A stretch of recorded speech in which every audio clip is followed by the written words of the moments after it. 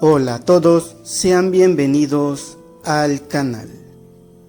En esta ocasión quiero compartir un extracto de un debate entre paranoicos contra el ilustre conocedor de la geopolítica internacional y gran conocedor de la historia. Me refiero al diplomático Gonzalo Puente Ojea. En el debate, un jázaro, abro un paréntesis, los actuales judaicos no son semitas, mucho menos descienden de los judíos del Tanaj.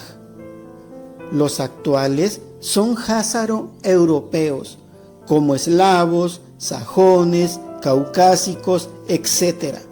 Pero ninguno es de origen semita. Los pueblos semitas son los sirios, libaneses, iraquíes y los palestinos. Ellos son los verdaderos descendientes de los antiguos israelitas de Canaán. Cierro el paréntesis. En el debate, un jázaro estaba alucinando con sus cuentos de la Torá y de la liberación de Egipto, cosa que nunca ocurrió, ya que las narraciones de la Torá no son más que mentiras. Cabe señalar que el personaje mítico de la Torá, conocido como Moisés, no existió. Es una elaboración ficticia literaria, así como el hombre araña, los pitufos o el hobbit. Bueno, en realidad todo el Tanaj es mitológico, es decir, cuentos de fantasía, alejados de la realidad, alejados de la racionalidad y de la historia. El Tanaj tiene el mismo rango que El Señor de los Anillos, Narnia, Harry Potter, los pitufos, etc. Pero no solo Moisés no existió, sino que la inmensa mayoría de los personajes del Tanaj son ficticios, incluido su deidad. Por mencionar algunos, Abraham, Isaac, Jacob, Josué, Elías, Eliseo, Isaías, Noé, Daniel, Jonás, etc. Pero para no salirme del tema, un jázaro, un judaico, estaba alucinando con sus cuentos de Moisés y de la liberación de Egipto. Entonces, el diplomático ateo Gonzalo Puente Ojea lo hace volver a la realidad. Sin más, veamos el extracto. Bueno, aquí a la pregunta que ha hecho el compañero Salvador, si realmente necesitamos de una experiencia mística, digamos, de una experiencia divina para poder hablar de la divinidad o no. Yo creo que cuando, por ejemplo, en el judaísmo se dice que el hombre fue creado a imagen y semejanza de Dios, es porque el hombre porta esa divinidad dentro de sí. El hecho, como decía Pascal, el hecho de que el hombre pueda concebir el infinito es porque está por encima de lo infinito. El hecho de que yo tenga un deseo de verdad, un deseo de ética, un deseo de justicia, que no dependen de mi libertad de elección. Mi libertad de elección lo que viene es a ordenar a qué deseo yo doy prioridad, pero el deseo está antes que el intelecto. El hecho de esa tendencia ya es una manifestación, digamos, de la divinidad que se anida dentro del hombre, pero nosotros tenemos un gran filósofo que precisamente nació en Córdoba, de esta tierra de España, que es Maimónides en el siglo XII, y que él era un filósofo racionalista pleno, y él intenta romper un poco el dogma del que se habló anteriormente y se preguntaba si la religión es dogmática o no es dogmática. Entonces él decía lo siguiente, el judaísmo se apoya también, aquí el representante del Islam lo ha dicho claramente, se apoya en el hecho de la revelación. Para el judaísmo la gran fuerza no es el hecho de de que mi mente concibe que pueda haber un creador, sino es el hecho de que todo el pueblo judío, 2.400.000 personas, porque se hablan de 600.000 personas, pero de 20 a 60 años, pero no se habla de mujeres, niños, y el hecho de que todo el pueblo haya llegado a una visión, como dice Moisés, vosotros habéis visto o habéis oído. ¿Qué quiere decir? Que oían las voces, quiere decir que salieron, entraron ya en otra dimensión diferente. El hecho de esta experiencia de todo un pueblo, de una revelación colectiva, no se está hablando ya a un nivel individual, sino de una revelación colectiva, ya esto me viene a dejar un testimonio histórico, y eso lo resumió muy bien Rabbi Yehuda Halevi en su libro El Kuzari.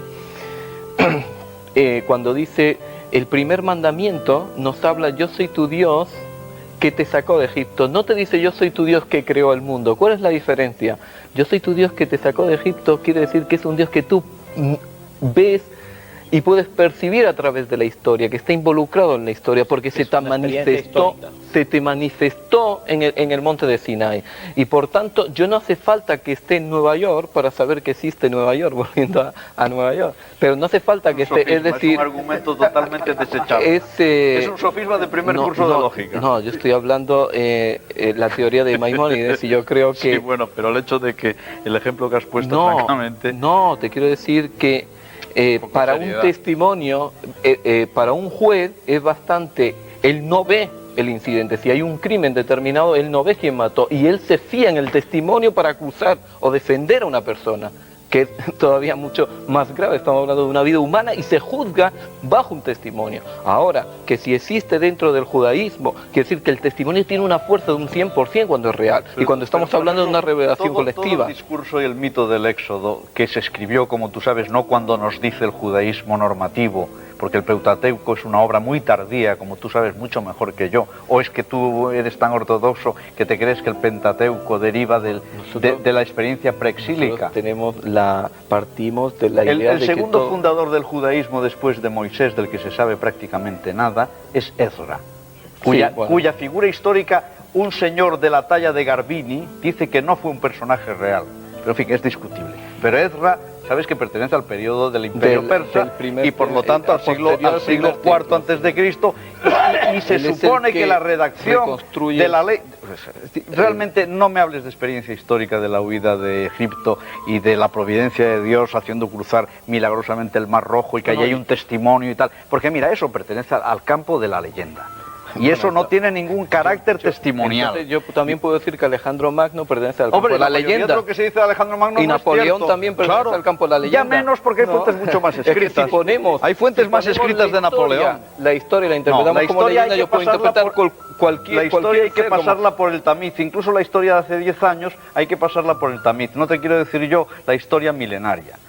Poco de seriedad. Hay un mecanismo de transmisión interior. Mecanismo de la fe. El mecanismo de la fe. El mecanismo de la fe y nada más que el mecanismo.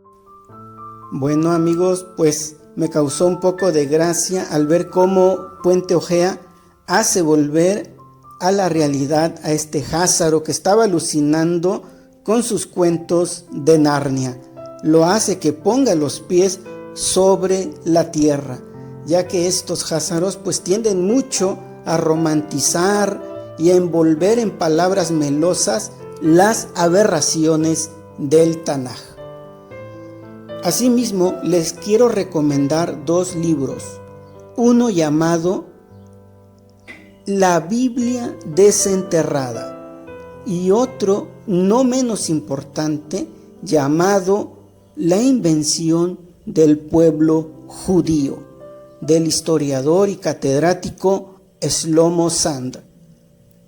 Y les dejo con un extracto de Yogari Puyol en donde nos habla de la creación del mítico personaje llamado Moisés. Saludos y hasta pronto. El personaje Moisés, ya no digamos de Abraham, pero Moisés, pues la historia hoy sabemos que no ha existido, simplemente no ha existido. Es una obra, es un personaje creado literariamente. ¿Qué me dices, doctor? Esto es fantástico, ¿no?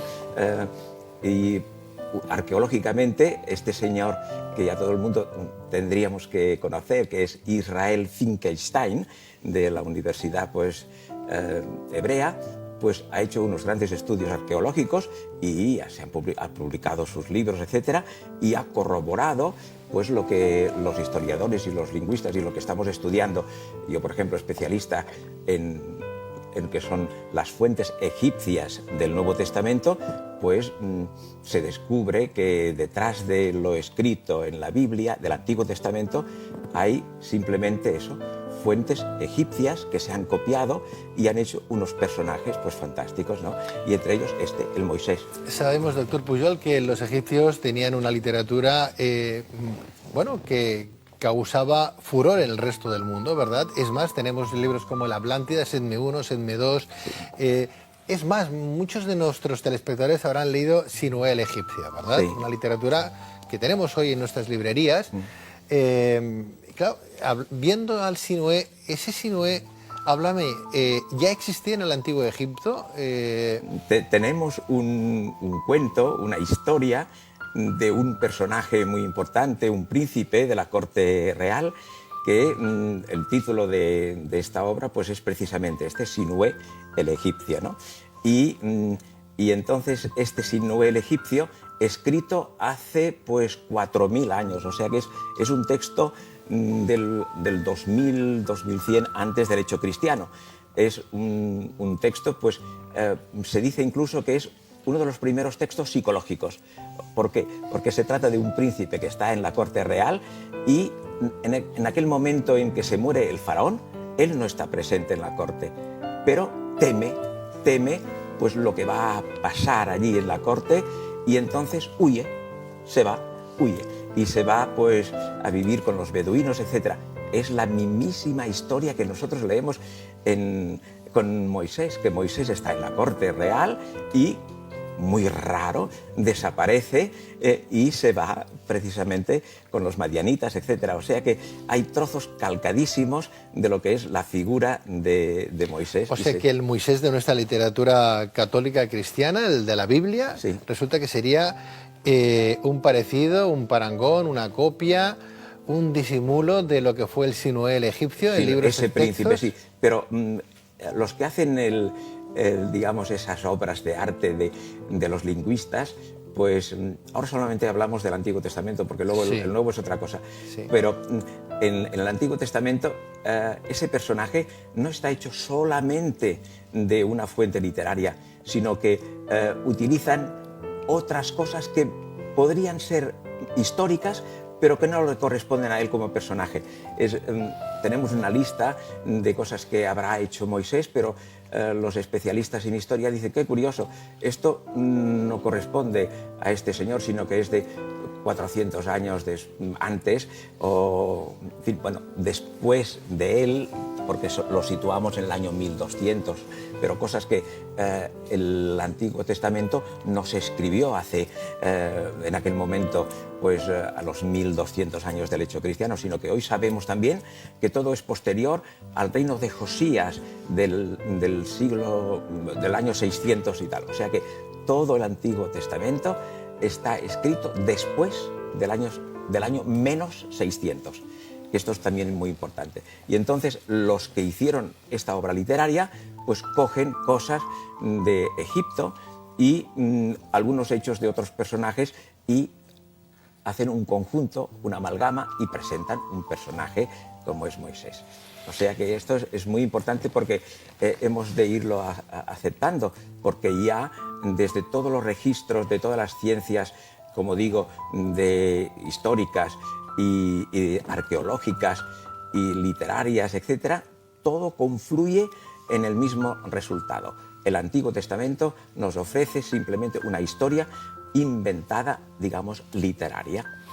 Doctor Pujol, ¿te parece bien? Lástima que hoy podríamos estar hablando contigo muchísimo más tiempo, pero no tenemos más tiempo, pero se me ocurre que podríamos escalonar de alguna manera, repartir, realizar acortes o parcelar, ¿verdad?, este discurso tuyo. ¿Qué te parece si vienes la semana que viene y nos hablas del Antiguo Testamento nuevamente, de esas fuentes egipcias, y vamos un poco recuperando la historia hasta acabar en el Nuevo Testamento, los Evangelios, cuándo fueron escritos? Y les explicamos a todos nuestros telespectadores esa visión que tú tienes, por ejemplo, y que tienen muchos investigadores, la propia arqueología, de los hechos esos que hoy nos están relatando, los que nos explica la propia Iglesia, y que a veces tendríamos que medir con mucha lupa. Yo no tengo ningún inconveniente, al contrario, pues vivo para eso, para dar a conocer lo que creo que nos puede beneficiar en muchos aspectos, aspectos culturales y aspectos espirituales. Pues doctor Llogari Pujol, gracias. La semana que viene te espero y empezamos a hablar en esta pequeña charlas entre amigos de este pequeño. Vamos a hacer un pequeño curso televisivo. Gracias, gracias doctor. A ti.